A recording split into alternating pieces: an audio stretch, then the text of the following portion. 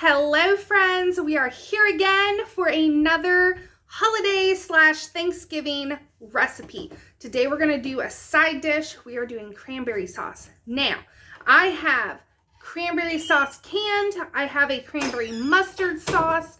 Then I have recipes for both of those. I will leave those up above. But this is for the people that don't want to can cranberry sauce. They don't want to use their cranberry sauce, or maybe they're out of cranberry sauce. Any of these cases, you can do the sauce that I'm getting ready to show you. It is done in the crock pot. It is a dump, and don't worry about it anymore. It is perfect for Thanksgiving, those busy days, any type of holiday dinner, Christmas dinner. You throw it in the crock pot and then you forget about it. Also, this recipe is going to be a little different than a normal cranberry sauce because I love switching it up. So I'll tell you in the video how I make it if I'm wanting just a basic, awesome cranberry sauce. But this one's going to have a couple extra ingredients to just make it a little extra special. Gives it some background notes that your guests are going to be like, what is that makes it so good? And you can be like, my secret ingredient. So let's get started on this recipe. So we all know that I love my crock pot. Here we are, crock pot recipe. So all I've done is gone through the cranberries to get out any that might be bad. So like that one, just throw those out. Give them to your chickens, whatever. But just go through and make sure there's nothing rotten in there. So this was one bag. You could obviously double, triple this recipe. It works out great.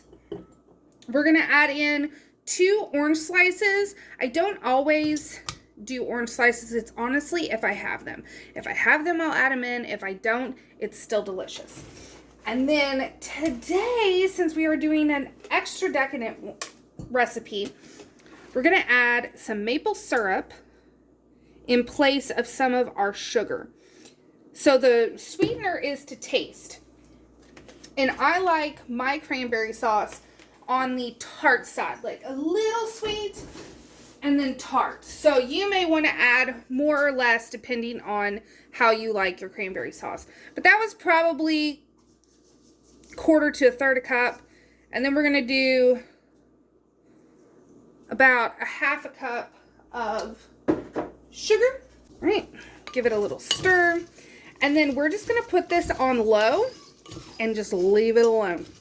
It will do all the work for you. This is a great recipe to use if you're doing all the cooking and you really need something that can just take care of itself.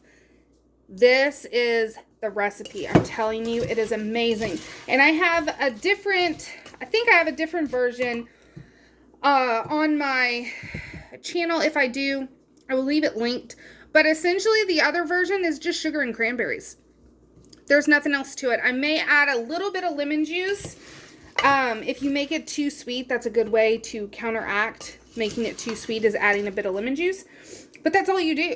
You just throw the sugar and the cranberries in a crock pot on low and then just let it do its thing. They will do all the work and it'll just become this delicious sauce.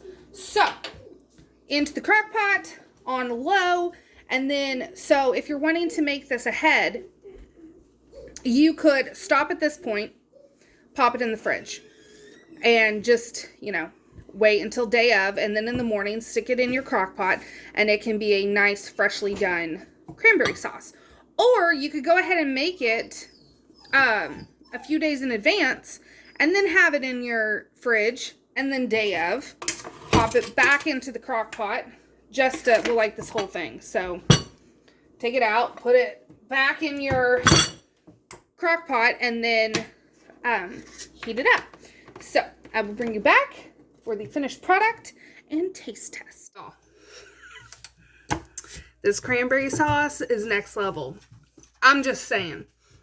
That maple syrup makes all the difference. All the difference.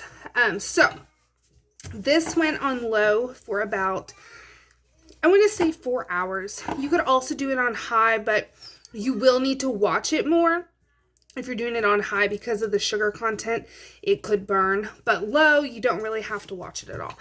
So I didn't even stir it. But at about the 3-hour mark, I did come in and I gave it a stir. I saw that all of the cranberries had burst. And so that tells you that it's technically cooked long enough at that point once everything starts breaking down. So I had the lid kind of barely off of it, just enough to get it to start condensing down a little bit. Because you'll notice that even if it's done, it's still going to be runny. And we want a more thick sauce for our cranberry sauce. So I'll show you what it looks like, and we'll also, I'll just taste test it on here because I've been, honestly, you can eat this with a spoon and like, you don't need anything else with it. But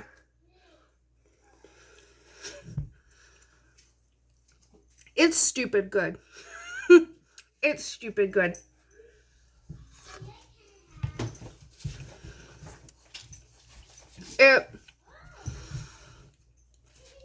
The maple syrup just gives it a different layer of sweet.